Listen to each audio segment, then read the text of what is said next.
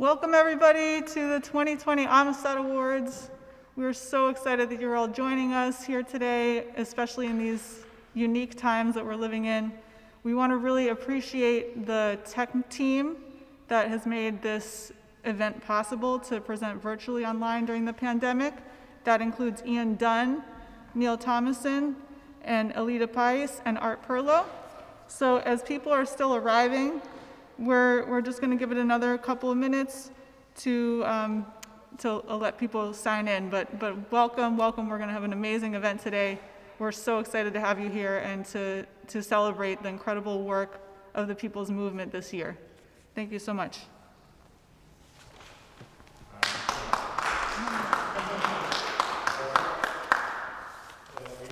Yeah, so we have.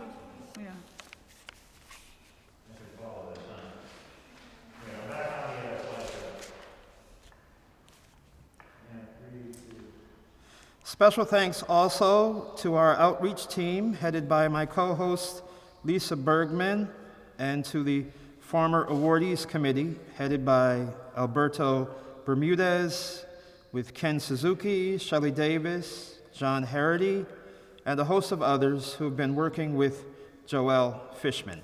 Thank you.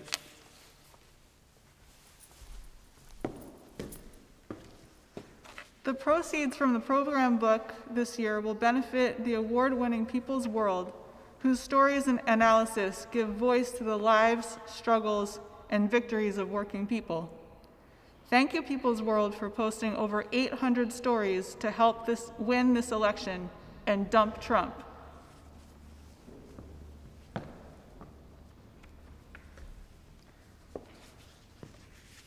So, también nosotros nos gustaría hacer el anuncio de que hay traducción en español disponible para todos que están juntando en línea. Y si usted busca el globo que aparece en la parte de abajo de la pantalla, va a ver un globo y solamente hay que hacer clic en el globo y seleccionar el lenguaje de español ahí en el globo. Y ahí usted puede entrar en la parte de la reunión en Zoom para escuchar todo el programa en español. Y vamos a dar también un agradecimiento a los servicios de traducción hoy que están proveídos por Ron García Fogarty y Angie Segarra. So we just wanted to also let everybody know that there is Spanish translation available today. If you're with anybody who needs Spanish translation, please select the globe on the bottom of your screen and select Spanish, and the entire program will be available in Spanish. And so without further ado, my name is Lisa Bergman. I am one of the co-hosts of the event today, and so honored to be with you all. I'm part of the Communist Party State Committee in Connecticut and the Winchester Newhall Club, and it's been an honor to be part of this incredible event.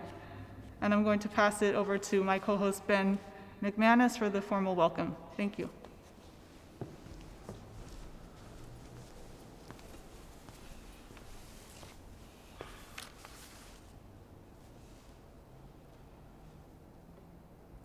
Welcome again, everyone. I'm Ben McManus, member of Yale Local 34. Season's greetings. And we appreciate you joining us for the first virtual Amistad Awards here in 2020. We celebrate our awardees tonight, and the theme of tonight's program is United for the World We Want, celebrating resilience, solidarity, and vision. And although we cannot be in the same space, we have created this virtual format.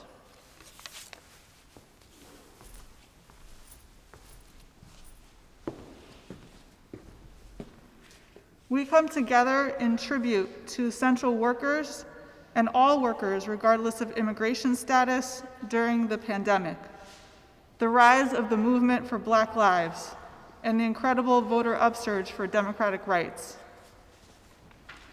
Alberto Bernardez, who chaired this year's committee, introduced us to the Bodoma Garifuna Culture Band in 2014 when he received the Amistad Award. This seemed like the perfect year to bring them back. The Bodoma Garifuna Culture Band from Bronx, New York, have their roots in the Garifuna community in Honduras. They came together in 2002 to celebrate their heritage through ancestral African customs, utilizing music as a vehicle to preserve their culture and language. They have performed internationally and released 4 albums. We open today's program with an introduction and one selection filmed for this particular program, and then following the awards, we will enjoy selections of the concert that they performed live with us in 2014. Let's give it up for the Garifuna Band. Woo!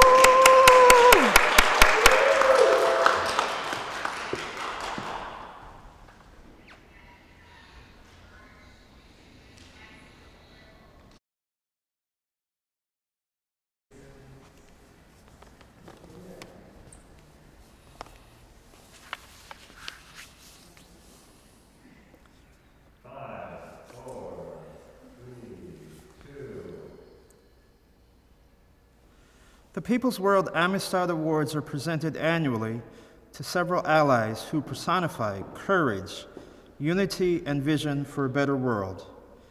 This year, due to COVID-19, they will be presented virtually. The awards embody solidarity against the politics of hate, bigotry, and division, while inspiring the possibility to wind bold solutions to transform our country on behalf of working people for a sustainable, equal, and peaceful future.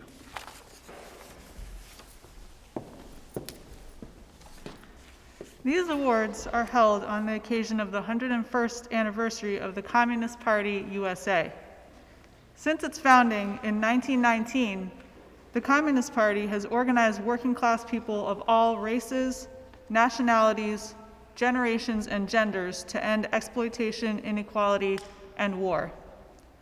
We invite you to join the Communist Party in this epic time as we organize to uproot systemic racism, retool the war economy, tax the rich, address climate change, secure voting rights, and create a new socialist system that always puts people and planet before profits. Here's what the anniversary and the Communist Party means to Pat Highsmith, Georgina Fuentes, and Genesis Fuentes, and Jamie Myers McPhail.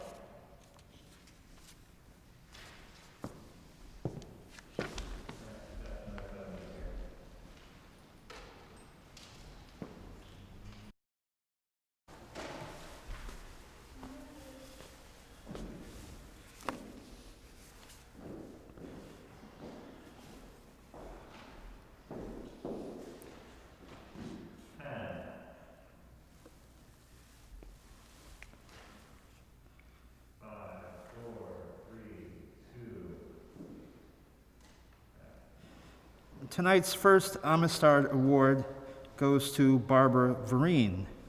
The award will be presented by one of last year's recipients, Ken Suzuki, and by the Reverend Scott Marks, who received his Amistad Award in 2004.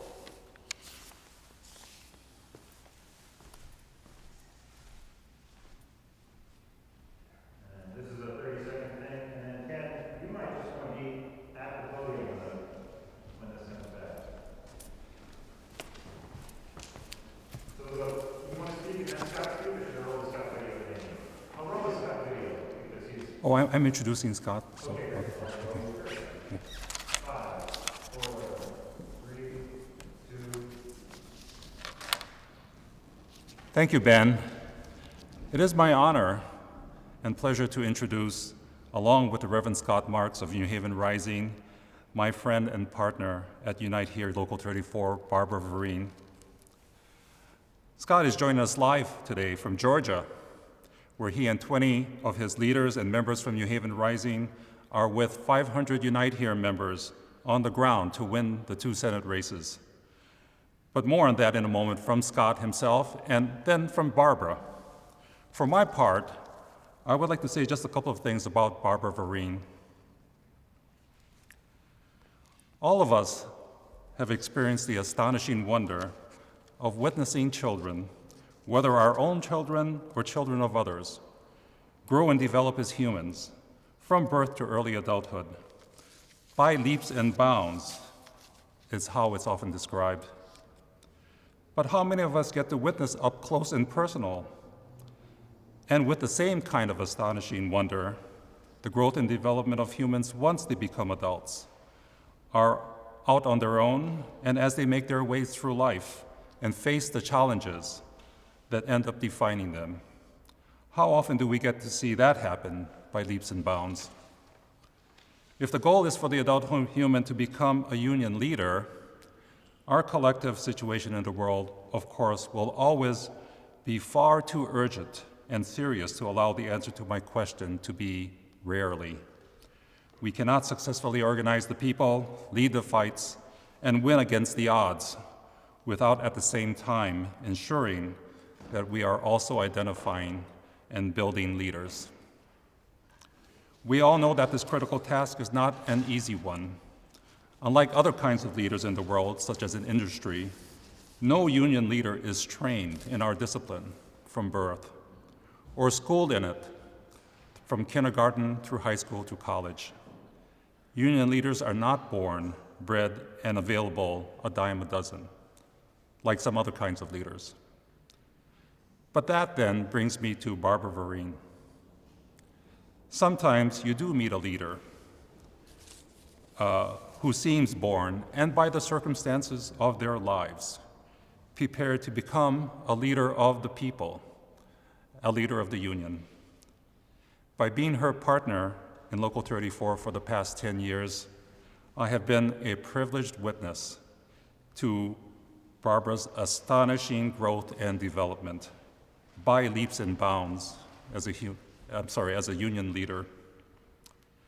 Sometimes I think to myself she was destined to do this work. But importantly, for this moment, I want to note that no one in Local 34 has done more than Barbara has to identify and develop our leaders. I hope today that she recounts some of her life experiences and stories that will help us understand how she got to this moment. By her passion, her commitment, her integrity and love of people, Barbara has the respect and confidence of our members, our leaders, our staff, and even of the bosses that she fights every day at Yale. So Barbara, your 2020 People's World Amistad Award is an entirely fitting recognition of who you are. And now let's go to Scott Marks, live from Georgia.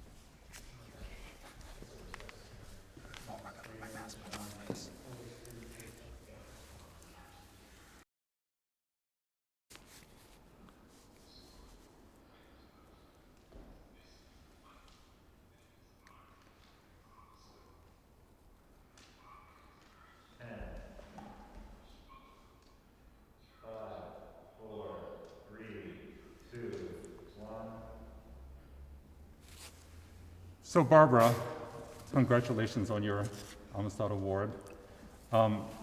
This is the award right here, and I'll read from the certificate on the back of it. Barbara Vereen, Unite Here Local 34 Staff Director.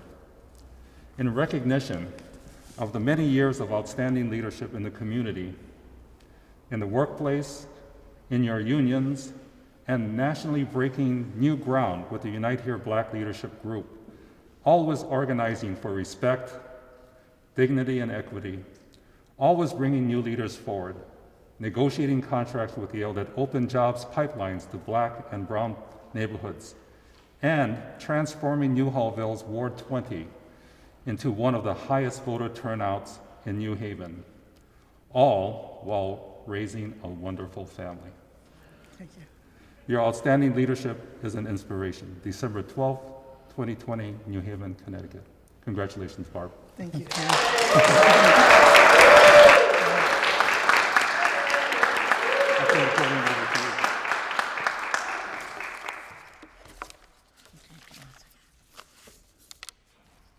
I'm sorry, take my mask off. First, I would like to thank Ken and Scott and the Amistad committee for presenting me with this award.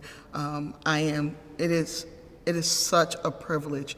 For most people who know me know that I like to play the background, and I am honored, very honored.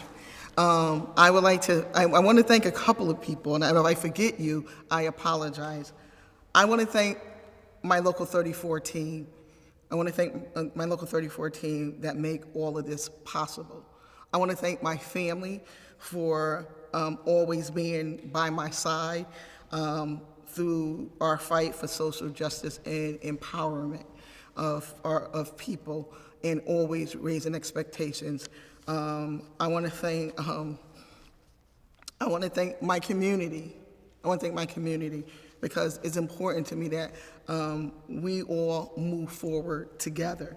I want to tell a couple of stories that got me to where I'm at today.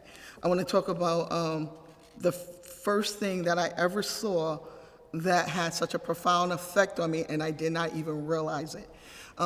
It was back in 1978 or 79. Every day I would get up, I grew up in Elm Haven high rise, and I would look over to Winchester Repeating Arms. It was a factory over there, the gun factory. And I would see all these people drive up in their nice cars, and they would get out and they'll go to work. And I was like, I want a job there. One morning I woke up to a lot of commotion, and I ran on my porch, because I lived on the 7th floor, and I ran to my porch and I looked over. I saw police in riot gear. I saw them with shields and batons, but I saw workers, and I didn't understand it. Did not understand it then like the way I understand it now. I saw workers standing up, and they was chanting, they want job security, they was chanting about wages, they was chanting about health care, and I never knew what that was. And I stood on my porch and I just watched it, and I was amazed, because I didn't know what was going on, and I was probably scared, but I didn't know it. Fast forward to my first action, workplace action. I was a dietary worker in 1199, and it was my first, I was new there. I was like within my 90 days, and they came in and said, we're having a job action. And I was like, a job action? They said, we're gonna do a sit-in. I was like, a sit-in? Nope, I don't think I'm gonna do that. And most of the time, when people are challenging you to do something that you never done before, it is fear. It's fear. And I said I wasn't going to do it, but it's old school union, so they have old school ways of getting you to do things that was very persuasive, right? And I went out there, and I looked in the dining room, and all of the workers were sitting down, and the patients was sitting around, and they was chanting, the patients was chanting for the workers, give them a contract. It was the most powerful, it was beautiful, and it was like selfless that everybody was there together. And it was my first experience of seeing what unity is. It was my first experience personally of seeing people with higher expectations when people around you are telling you that you can't. And I heard that a lot in my life. You can't do this. You can't do that. Maybe later. That's not for you. But coming into the labor movement, what I heard was people say, you got to do more. If you want change and you want to be, you have to be that change that you actually want to see. And all my life, I lived that way from that day. I was 18, just graduated from high school, and ever since that day, I lived that way. And I teach my kids to live that way because it's important. That's important. Fast forward a few years, and the stuff, and one thing I'm a true believer that when you empower somebody in their workplace, you empower them in their community, you empower them in their family, the people that they surround themselves with are empowered, and it is important. That empowerment, it's like contagious, right? It spreads, right? And so, fast forward, I became the tenant council president out Brookside. And people might have, and I don't know if people remember, the HUD was doing these things called Hope 6 grants.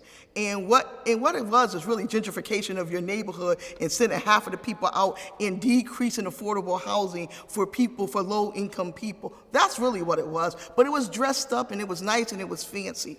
And so I got a chance, like, I got to live through that when I was younger, but then I got to be a part of it when I was older, me and Shirley Lawrence. And I gotta tell you, they was not prepared for what was about to happen to them. Because they came in, you know, people come in and they like to tell us they know what's better for us than we know what's better for ourselves. And they came in and it was like, well, we want to talk to you guys about, you know, we should put these parameters and talk about how do you clean your house. And me and Shirley was like, we don't want to know how we clean our house. We want to know how we own our house. We don't want you to come in and put programs in place where people teach us. We want you to put programs in place where we learn how to do it for ourselves. How do we empower ourselves? In that summer, and what they was trying to do was slide us under $7 million of social service funds that was coming through so that they can control it. But what we said was we want to have a voice in how that money is spent. We want that money to be spent to educate our people. We want that money to be spent to create small businesses. And they did not expect that because they had such low expectations from us because we was public housing residents and that they thought we was uneducated and they thought they could bring in these fancy people with fancy degrees to tell us what was better, that they knew what was better for us. But what we did was we put together an MOA, and to this day, all the residents out there is like, oh my God, we got so many rights. We got residents that are building those buildings. They not just like coming in and they're not the laborers. They started contracting companies, and they are the people who are building those buildings out there. That is what true empowerment actually means, and that's what I want to. That's the way I want to play it forward. Then, and not only did we do that, we said we want to run a summer camp program. I got to say this because this is important to me. We said we want to run a summer camp program. They said residents can't run summer camp programs. And we was like, we are tired of people coming in 5 weeks, getting all the money, creating a program, then they take all the resources and they leave in 5 weeks and we have nothing. Not only did we run a summer camp program, we turned that summer camp program into an after-school program that was ran by the residents. We employed the residents, and it was about empowering our neighborhood because when we know better, we do better. Then I got the luxury of coming over here and working for Unite here and working at Yale University. And I know, and I gotta say, the opportunities that I have 3 sons, Curtis, Michael, and Denzel. And I am so proud of them because I'm a girl from the projects, from the worst place in New Haven, but I have 3 kids who went to college, graduated from college because I have a good union job. And not only do I have a good union job, I know a lot of other people want that job. And I am so proud to be a part of this organization where my president, Lori Kennington, and Brad Proto, along with Scott Marks and Ken, led the fight for the New Haven Jobs Pipeline, New Haven Works, so that Yale can hire local residents, so that people like me can have an opportunity to come to this to work at this university, educate their kids, buy a house, because when we change people's lives, we change the map. We changed the map that says when we are the last hired and the first fired. We changed the map around healthcare disparity in this city, food insecurity in this city, we change lives. And when we change lives, we change the map. So whether we're knocking on doors, right? And it's a challenge because every step, every time you are called on to do more, you fight harder not to. You fight harder to be like, I'm not that leader. I don't want to lead in that way. But with leadership comes great responsibility.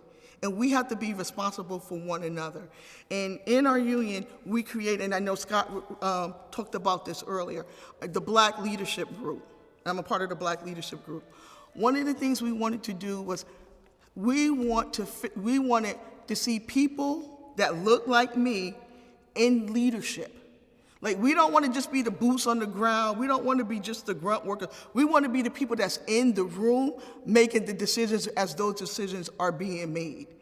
And I am proud to say, as a part of the Black Leadership Group, that not only are we in the room, we're training and we're developing more Black people. I would like to say people of color, but I want to talk about Black people right now. We're bringing more Black people forward in our union in leadership positions because it matters. Our voice matters.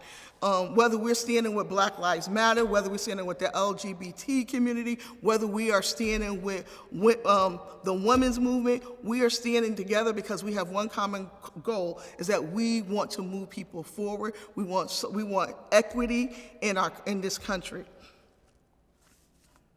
The other thing I would like to talk about, and when I think about the Black Leadership Group, I got to go back there. When I think about the Black Leadership Group, and I think about the work that they did in places like Arizona, Nevada, and Philly, and the work that Nicole Hunt did, and I want to call her out, the work that she did for us to win Philadelphia and win the presidential election.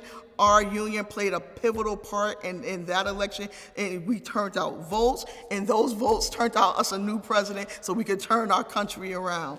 Not only are we going to turn out votes for the president, but what we're also doing is, and after I leave here today, and I'm going to put a call to action out, because you can't be a union leader and not call somebody and have something for somebody to do. That's what I was always told. You always got to have an ask. When I leave here today, I'm getting in my car already packed up, and I'm driving to Georgia. And I hope that some of you could join me, and I know some people are already there, but I'm putting a call out for people. If you can't join me in Georgia, you can actually do your part. And Ian, if you could drop it in the link, there's a link that you could click on and you could phone bank. So that when I'm knocking on those doors, you're calling them. And this way we can turn that. We need those 2 Senate seats because we need things to be fair and just, and we need a president that's not going to be stagnated and that he can move our agenda. So that's what I'm going to say about that. The last thing I'm going to talk about is the work I do in my community with Delphine Kleiberg and Oscar. I can't pronounce Oscar's last name, but Oscar. We were the ward co-chairs in Ward 20. Our ward was a moderately voter turnout ward. I have to say, the work that we did, we went out, we knocked on doors, because every election cycle, and I even went, when I'm going to Georgia, I went and bought a pair of sneakers. Every election cycle, I go buy a new pair of sneakers because I'm gonna walk those sneakers out, knocking on those doors to turn out that vote. And so our neighborhood, Newhallville, Ward 20, we was a moderately voter turnout. We were number 1 for Democratic turnout in this election. Votes matters. The stuff we get for our community, our community is heard because it actually matters. And I think those are the things that inspire me, to help me raise expectations, not only for me and for my people, for the workers that I work with, and fighting in the department, whether we're fighting the Yale boss, whether we're fighting for the jobs pipeline, whether we're fighting for our wages, whether we're fighting to retire with dignity from this university, so that for working class people, that is what inspires me. That is what helps me do the things that I do. In closing, I want everybody to say this passage with me because it means so much to me, and it comes from Asanta Shakur, but I learned about it through my Black Leadership Group. I don't know, Ian, if you can put it up. And I want you to say it, and I want you to say it with feeling. I want you to say it with passion, because it matters.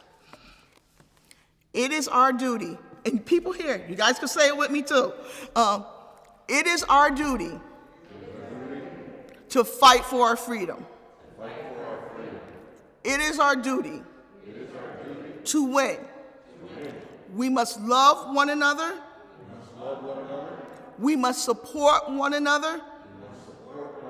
We have nothing to lose but our chains. Thank you.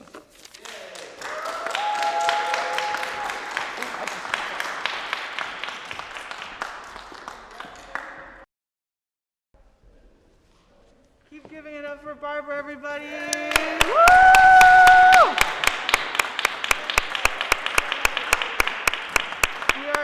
We are just so fortunate to have leaders like Barbara Vereen in our midst in this state and in this country. This world, it would not be the same without leaders like Barbara and all the other awardees that are being honored today. So thank you, Barbara. You're just a force to be reckoned with, and we're so grateful that you're part of our community. We really appreciate and love you. Thank you so much. Yes. And now we get to turn it over to former awardee Robin Porter, who's going to be presenting the award to our awardee today, Rob Baril.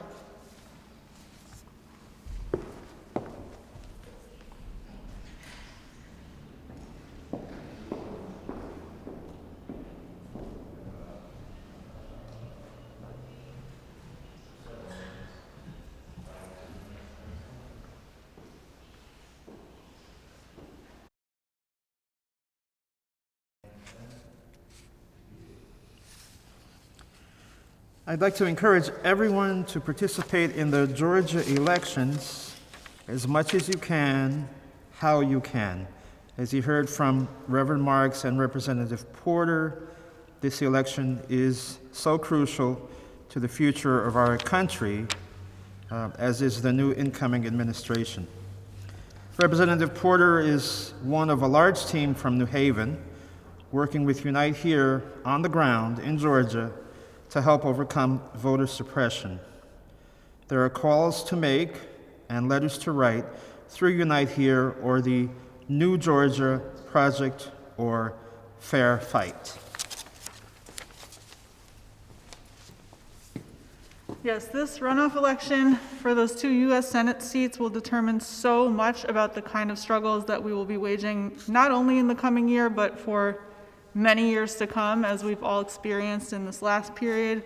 I'm thinking about the path for dreamers, labor rights, just all the things that women's rights, all the things that we've been trying to win is really going to come down to Georgia and these Senate seats so that we can actually start to move our country in the direction that it needs to go. So right now, the South is rising to dump Trump Part 2. And one of our committee members, Marcy Jones, who helped organize this event, is on the ground in Georgia right now with Unite Here, and she sent us this message.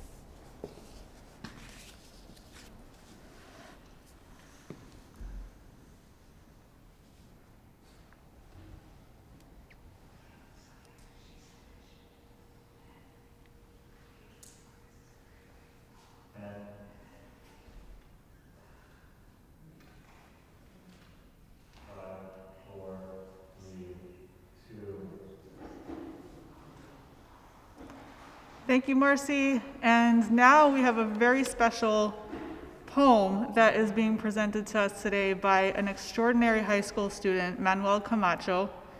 Manuel Camacho wrote a poem called Unity for All. He's going to be performing it in English and Spanish.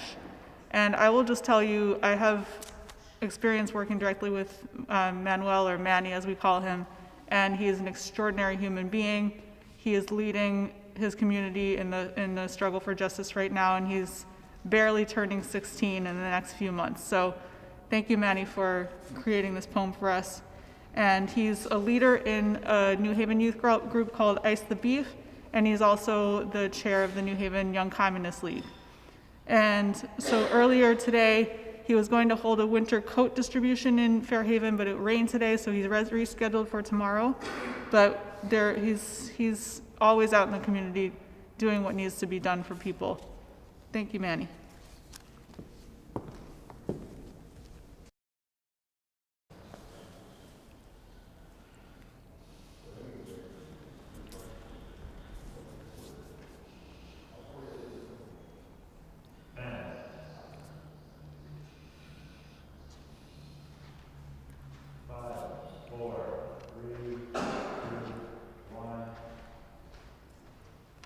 Our third recipient tonight is Jan Hochadel. The award will be presented by a recipient from 2018, Shelley Davis.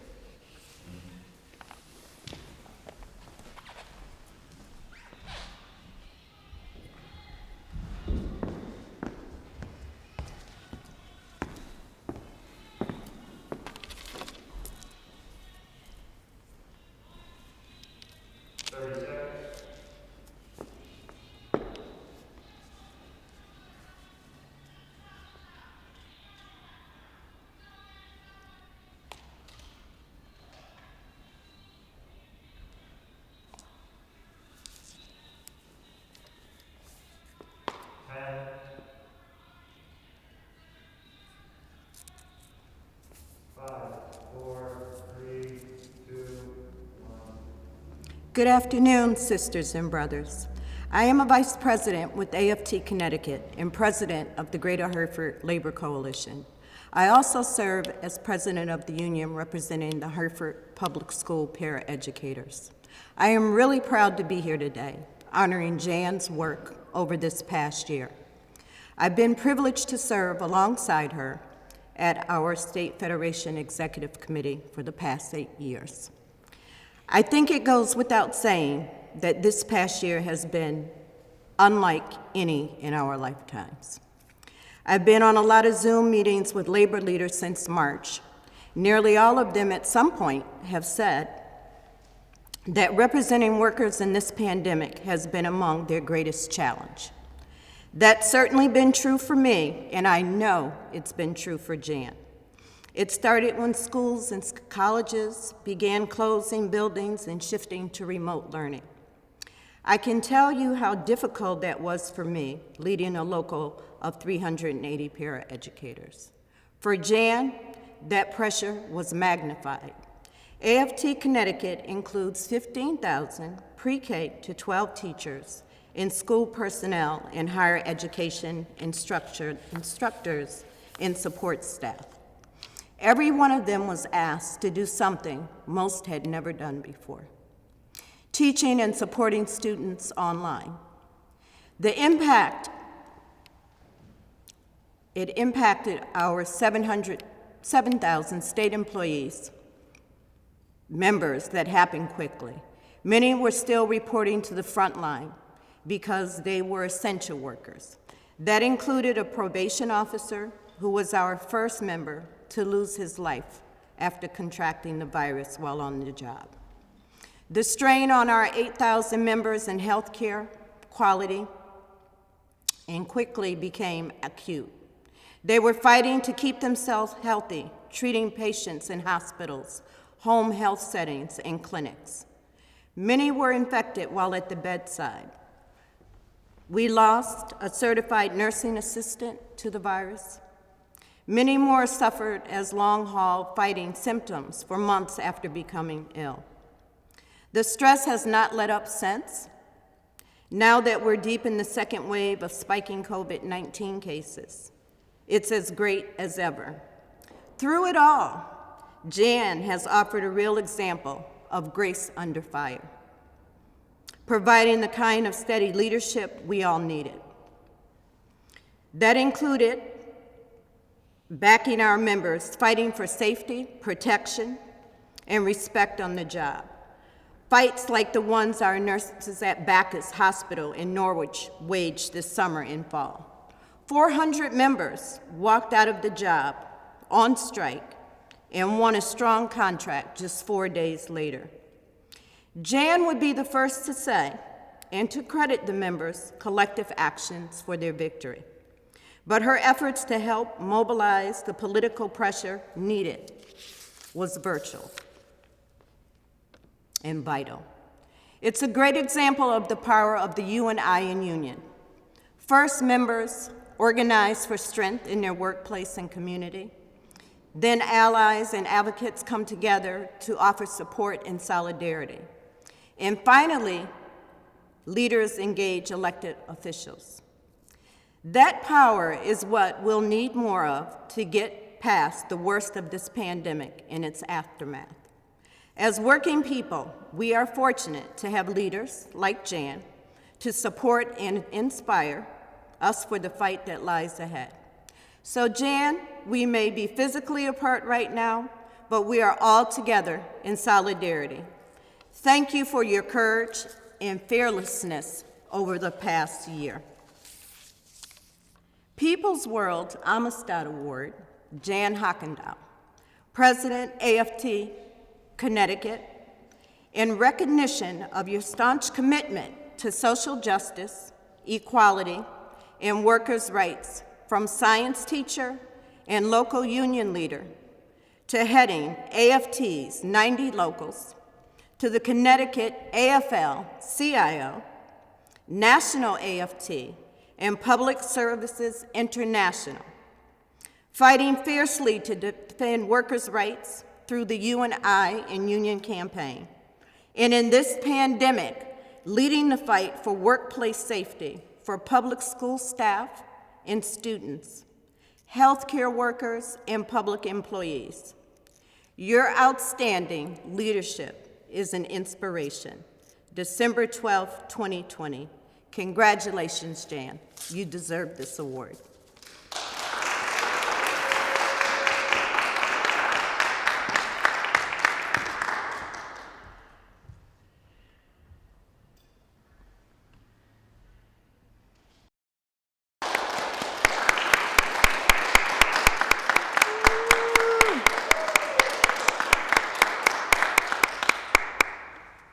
Congratulations, Dan, and thank you, Jan and Shelley, for your tireless work on behalf of the frontline workers of this pandemic.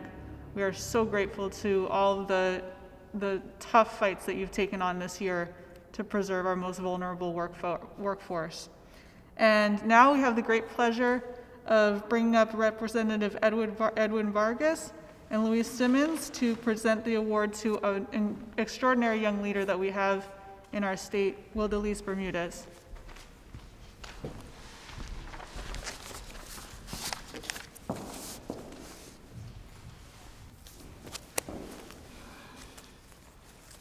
Good afternoon to all. Oh, not yet.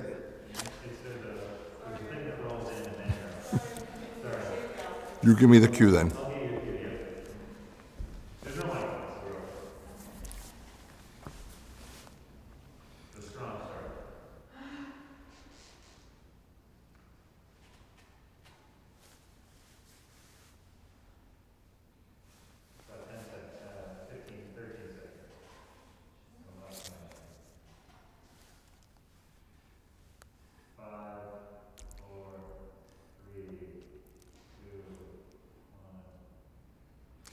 Good afternoon to all. It's a great privilege for me to be here this afternoon to present the People's World Amistad Award to a great individual. I'm speaking about Hartford City Councilwoman Wildelise Bermudez. I've had the privilege of knowing Wildelise since she was a little girl when she and her two siblings, Pedro Jr. and Eva, were the defendants in a case. Actually, they were the demandants in a case called Schiff versus O'Neill, which sought to desegregate Hartford public schools. And as one of the plaintiffs, I knew her when she was a little girl, and I've watched her grow. I know her entire family, a great family, including her dad, who was a colleague of mine in the Hartford Public School Systems where we taught together. And Will DeLise has grown up to be a champion of people in the city of Hartford. She has fought for immigrants, undocumented immigrants. She's fought for our refugees. She's fought for accountability in our police department. Many, many issues that she's championed over many, many years. And she is a product of the Hartford Public Schools. And she obtained an undergraduate degree at Trinity College, and she has a master's degree in environmental science, which she earned in the beautiful island of Puerto Rico. And just this year alone, she's been championing some key issues in our community. Expanded funding for immigrants that are facing the threat of deportation from ICE. She's also worked hard to make sure that our early childhood centers receive adequate funding, and this has all happened during a very difficult time when we're facing the COVID-19 situation, which has made it difficult for everyone. But she's championed through all these issues. She's encouraged people in Hartford to participate in the U.S. Census. She's encouraged people to participate in our national elections. She's worked very hard to make sure that workers' rights are protected and that we expand benefits for workers that need time off from their job. She has been a lobbyist on behalf of the city of Hartford at the state and national level, beyond her work at the municipal level in our city council. As an elected official, she has been outstanding. She is now serving her second term, representing the Working Families Party of Connecticut in the city of Hartford. So it's a great honor for me to be able to present this award to her. And at this point, I'd like her to come up, and I'll read what the award says. It states, the People's World Amistad Award is being officially awarded to Councilwoman Will DeLise Ortiz of the Working Families Party in the city of Hartford in recognition of her commitment to social and environmental justice, so that Hartford residents can count on her to fight for progressive policies on police accountability, housing, resources for immigrant communities, refugee protections, fighting on the front lines to strengthen Hartford's Civilian Police Review Board, expand funds allocated to protect immigrant families facing deportation, and secure resources for early childhood centers amidst the economic crisis and the COVID-19 pandemic. For all these outstanding leadership positions that you've taken on, you're an inspiration.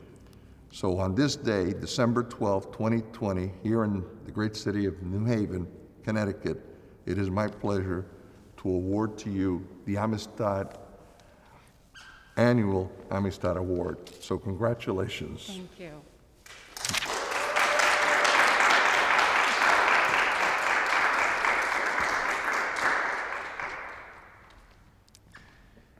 So many life lessons.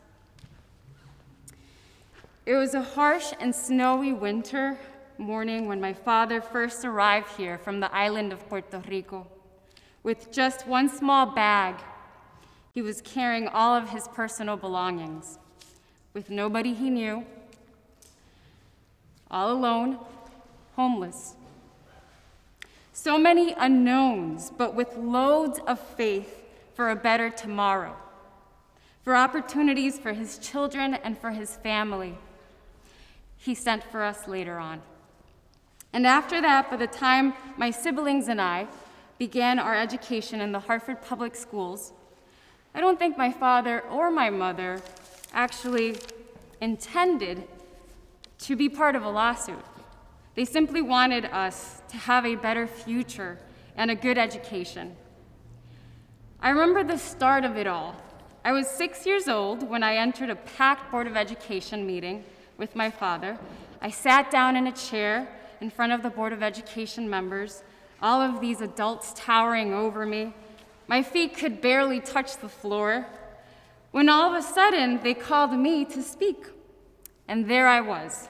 I began testifying in front of the Board of Ed on why we needed to keep our bilingual education program, why it shouldn't be cut, and the need for more school resources.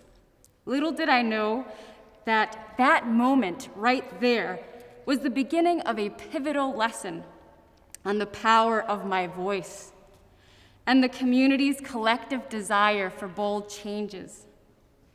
When my parents were asked if their children could be listed as plaintiffs in a case, they said yes.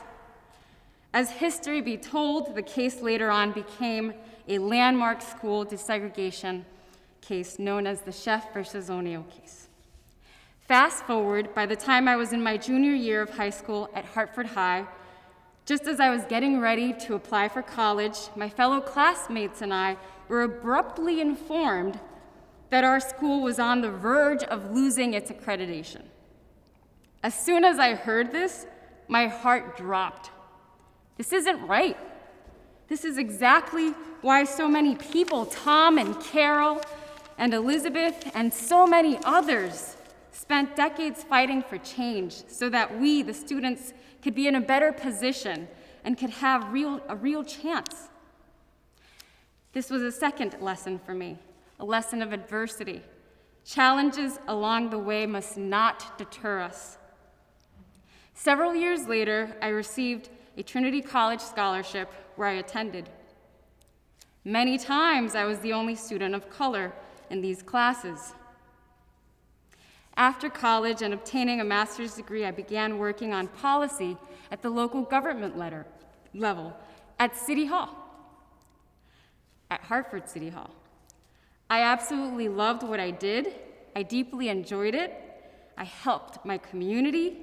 But several years in, I was quickly disappointed when I realized I was being paid significantly less, as in I was receiving half of the salary of what I should have been making for my labor.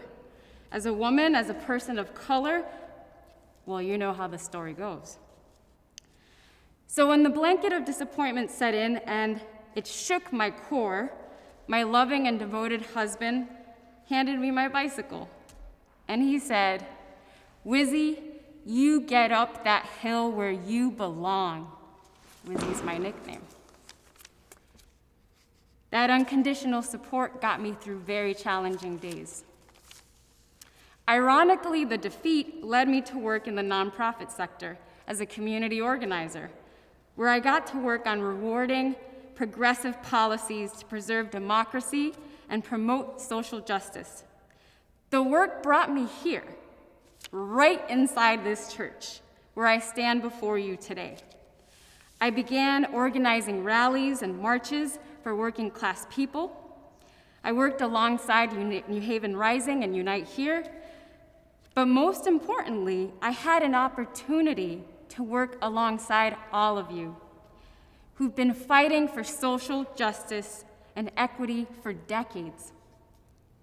That time was instrumental for me in carving out room to organize, actually, where I lived in Hartford. It was that summer of 2015 when a group of us demanded a referendum for a soon-to-be-built baseball stadium. We had a hunch that it would cost us, the taxpayers, millions of dollars. And actually, it was during those meetings that my sister and my brother said, "You know, Wiz, you should run for office. You should run for city council." I always said, no way. But thanks to them, and thanks to my community for believing in me, I ran.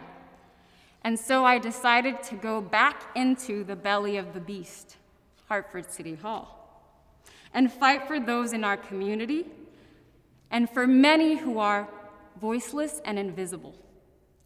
I know that I couldn't be here today had it not been for all of those who came before me, who paved the way.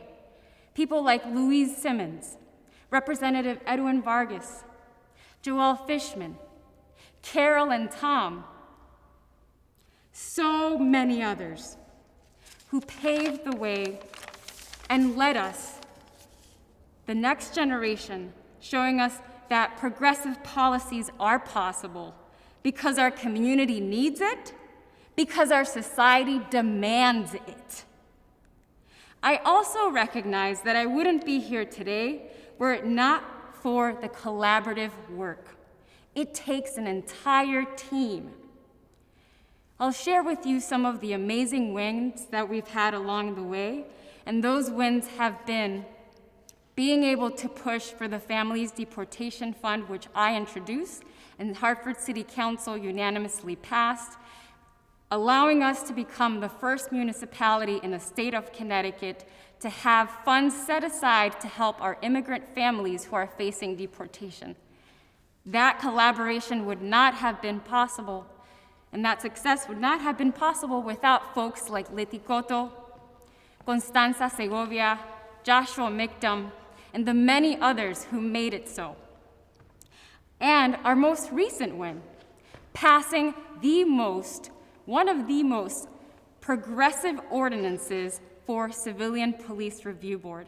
That win would not have been possible had it not been for my colleagues, Councilman Josh Mictum, Renato Muguer Sacalle, Madison Frame, who played a key role in making sure that we got it done and we got it through.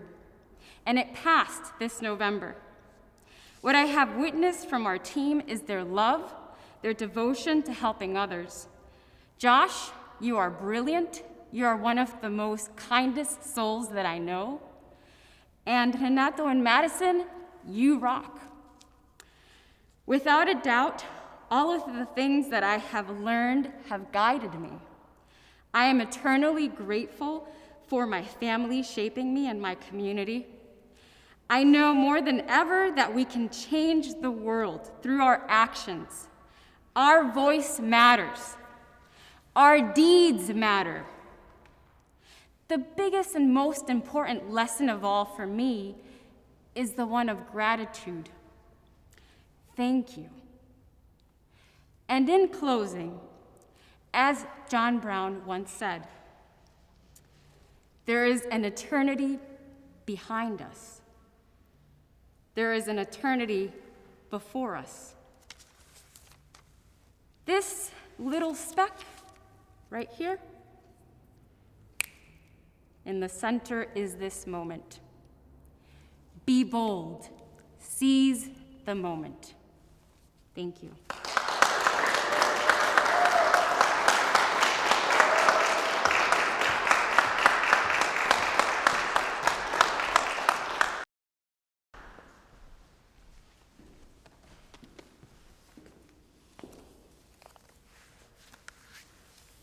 Congratulations to Wilderlees and all our awardees this year. Wherever you are, even if you're alone, give them a round of applause.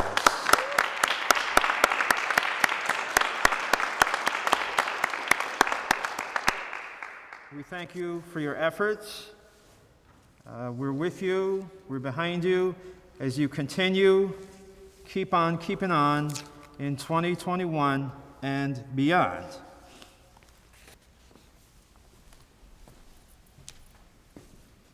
Thank you, Ben, and congratulations to all our extraordinary awardees this year. And now I have the pleasure of introducing our call to action that comes from our Connecticut Communist Party Chair, Joelle Fishman. Joelle is, as anyone who knows Joelle knows, that she is just tireless fighter for justice in every level, every sense of the word that you can imagine, and we're so grateful to have her. And also we have an obligation, everybody who's watching this, everybody who's part of this event, to continue the legacy of the Communist Party and the social justice work that is happening. It's about all of us and developing new leaders to come forward at all times. So without further ado, we're going to pass it to the call to action from Joelle Fishman.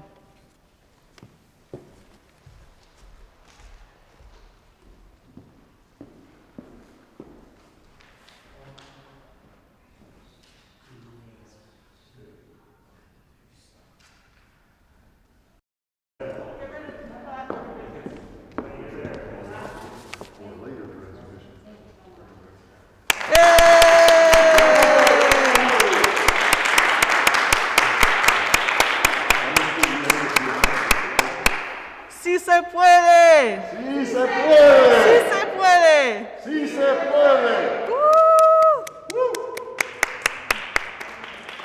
Yes, thank you so much, Joelle, and congratulations to all the awardees. We have one final performance from the Garifuna Culture Band, and we wish you all a very healthy and happy holiday season and a very powerful, strong, successful fight ahead as we come into this coming year. We love you all, and let's stay strong, let's stay united, let's stay together, and let's win.